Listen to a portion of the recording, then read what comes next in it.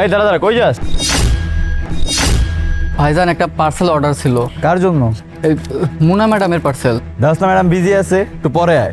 আসলে আমি পার্সেলটা দিয়ে চলে যাব, আমার মেয়ের পরীক্ষা শুরু হয়ে যাবে, না হলে আজকে পরীক্ষা দিতে পারবে না। একটু ম্যাডামকে একটু ডেকে দেন না প্লিজ। এখন তোর মেয়ের পরীক্ষা, তোর সমস্যা, এটা কি ম্যাডাম দায়ভার দিব? দাস না ম্যাডাম কথা কইতাছে, একটু পরে আয়, দাঁড়া। ভাইজান একটু দেখেন না, আপনি ম্যাডামকে ডাকেন, ম্যাডাম দেখবেন, শুনবেন আপনার কথা। এই গিয়ে দেখো তো একটু ওখানে কি হচ্ছে সব। কি ব্যাপার, কি হয়েছে এখানে? আর তোকে এখানে রাখছে কি জন্য? তুই দেখতে পারতেছিস না ম্যাডাম এখানে মিটিংয়ে কথা বলতেছে, এখানে যে একটা হট্টগোল হইতেছে, ম্যাডাম তো ডিস্টার্ব হইতেছে, তুই কি এটা বুঝিস না? ওদেরকে থামাইতে পারতেছিস না? ম্যাডাম আমি তো কইছি ম্যাডাম, তাও দেখেন না, বারবার ডাকতেছে। আচ্ছা পার্সেল ছিল তাতে কি হয়েছে? 2 মিনিট চুপচাপ দাঁড়ানো যায় না? ম্যাম একটা মিটিংয়ে আছে, তা না করে এখানে সামলা। দেখছস, তোর লেগা হুদাকে আমি যাইটা খাইলাম। আর ম্যাডামে যতক্ষণ না শেষ হয় তুই দাঁড়া, ওয়েট কর। বাবা তাড়াতাড়ি একটু করো না, আমার তো পরীক্ষা শুরু হয়ে যাবে, দেরি হয়ে যাচ্ছে। আচ্ছা মামনি একটু দাঁড়াও। ম্যাডাম, এই যে ম্যাডাম, ম্যাডাম শুনছেন? ম্যাডাম, এই যে নায়িকা, এদিকে আয়। আরে কে আপনি? আমার ম্যাডামকে এইভাবে ডাকতেছেন কেন? আমি আপনার সাথে কথা বলছি না। ওই নায়িকা, এদিকে আয়। আপনি জানেন আমার ম্যাডাম এখানে আসলে আপনার কি হাল করবে? প্লিজ 1 মিনিট সময় দেন, আমাকে কথা বলতে দেন। কিরে, এদিকে আয়। 1 minute, I call you later, okay? Just 5 minutes.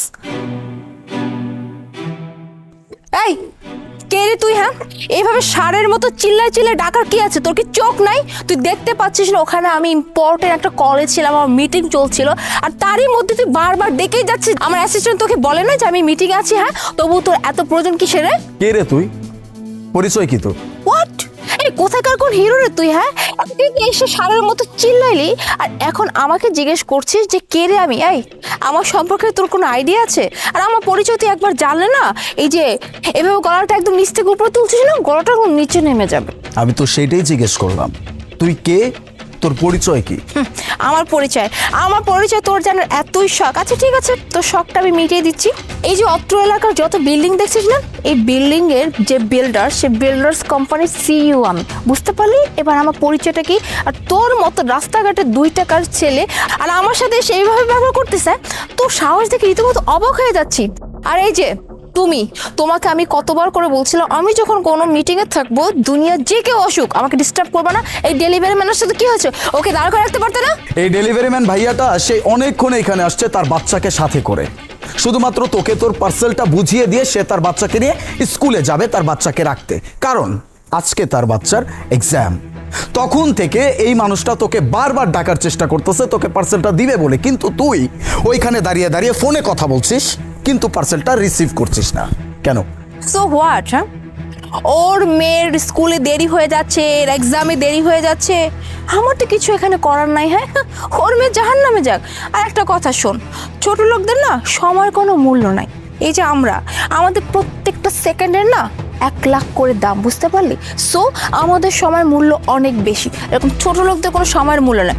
ওর মেয়ের পরীক্ষা তো কি হয়েছে, লেট হয়ে গেলে সমস্যা নেই, আরে একটা পরীক্ষা না দিলে বা কি হয়ে যাবে? আচ্ছা, তোর বাপ কি করে? এই তুই আমার সাথে কথা বলছিস, ওকে ফাইন, তুই এখন আমার বাপরের কেন টেনে নিয়ে আসলে? আমার বাপ কি করে সেটা তোর জেনে কি হবে? কারণটা বলার জন্যই তোকে জিজ্ঞেস করছি তোর বাপ কি করে বা কি করত। তাই না? আমার বাবা একজন দারোয়ান ছিল। বাহ, তোর বাবা দারোয়ান ছিল। একটাবার ভেবে দেখ, তোর বাবা যে দারোয়ান ছিল, আজকে তুই সেই দারোয়ানের মেয়ে কোন অবস্থানে দাঁড়ায় আছিস?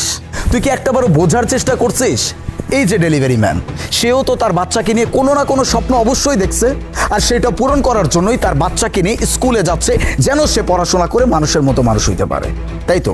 শোন, এখানে তো সিম্পিতি নেওয়ার কোনো কিচ্ছু নাই, বুঝলি? হ্যাঁ আমি মানছি আমার বাবা দারোয়ান ছিল, বাট আমার বাবার অনেক চেষ্টার অনেক কিছুর পরে না আমি এই জায়গায় আসছি। আর এই জায়গায় আসছি শুধু আমার বাবার জন্য না, আমার নিজেরও কিছু চেষ্টা আছে। আর এই যে ভাগ্য, এই ভাগ্য ছিল বিধে আজকে আমি এত বড় বিল্ডার্সের সিইও, বুঝতে পারলি? আর হ্যাঁ, একটা কথা মনে রাখবি, সবসময় না ওই যে চাকরের ছেলে মেয়ে রাজা হয় না, কিছু কিছু সময় চাকরের ছেলে না চাকুরি থাকে, আর মনিবের ছেলে মনিবী হয়, বুঝতে পারলি? তুই যার হয়ে আমার সাথে তর্ক করতিস, এই ডেলিভারি ম্যান হবে হয়তো বা কোনো কোম্পানির ওই যে সুপারভাইজার বা এমন কিছু, এর থেকে বেশি কিছু হতে পারবে না। একদম ঠিক কথা বলছিস। মানে তোর মতো মানুষের চিন্তা ভাবনা যে এইরকমই হবে সেটা আমি খুব ভালো করে বুঝতে পারছি। এই যে একটু আগে বললি না যে মনিবের ছেলে বা মনিবের মেয়ে মনিবই হবে, আবার গরিবের ছেলে মেয়ে গরিবই হবে, চাকরের ছেলে মেয়ে চাকরি হবে। এরকম চিন্তা ভাবনা যদি তোর বাবা রাখতো একটা সময়, তাহলে আজকে তুই এরকম একটা অবস্থানে দাঁড়াইতে পারতি না। তুই যেমন দারোয়ানের মেয়ে ছিলি, তোর বাবা যদি তোর মতোই চিন্তা করতো তাহলে আজকে তুই একজন দারোয়ানি হতি। কিন্তু তোর বাবা কখনো এটা চিন্তা করে নাই। তোর বাবা ভাবছে আমি একজন দারোয়ান হইতে পারি, কিন্তু আমার সন্তান কখনো দারোয়ান হবে না। আমার সন্তান তার স্বপ্ন পূরণ করবে, আমার নিজের স্বপ্ন পূরণ করবে। এই জন্য তোর বাবা যেমন চেষ্টা করছে তুইও চেষ্টা করছিস। দ্যাটস ওয়াই আজকে তুই এরকম একটা অবস্থানে দাঁড়াইছিস। তোর স্বপ্নের দাম আছে, আরেকজনের স্বপ্নের কি কোনো দাম নাই? এই লোকটাও তার বাচ্চাকে নিয়ে একই স্বপ্ন দেখতেছে যে তার মেয়ে একদিন বড় হবে, তার মেয়ে তার স্বপ্ন পূরণ করবে। শোন, প্রত্যেকটা মানুষের যেমন স্বপ্ন দেখার অধিকার আছে, তেমন প্রত্যেকটা মানুষের স্বপ্ন পূরণ করার অধিকার আছে। বাই দ্য ওয়ে, নিজের পরিচয় নিয়ে অনেক বড়াই দেখাইলি। তুই জানিস আমি কে? কে তুই? এই যে একটু আগে বললি না যে তুই এই অত্র সোসাইটির বিল্ডার্স কোম্পানির সিইও, আর আমি এই সোসাইটির 60% প্লটের মালিক। তোদের মতো এরকম বিল্ডার্স কোম্পানির মালিকেরা আমাদের কাছ থেকে টাকা নেয়। আমি যদি চাই এই মুহূর্তে আমাদের এই সোসাইটি থেকে তোকে আমি বের করে দিতে পারবো। এত বড়াই করা উচিত না। একটা কথা সব সময় মাথায় রাখবি, যত উঁচুতেই চলে যাস না কেন, পা কিন্তু মাটিতেই থাকে।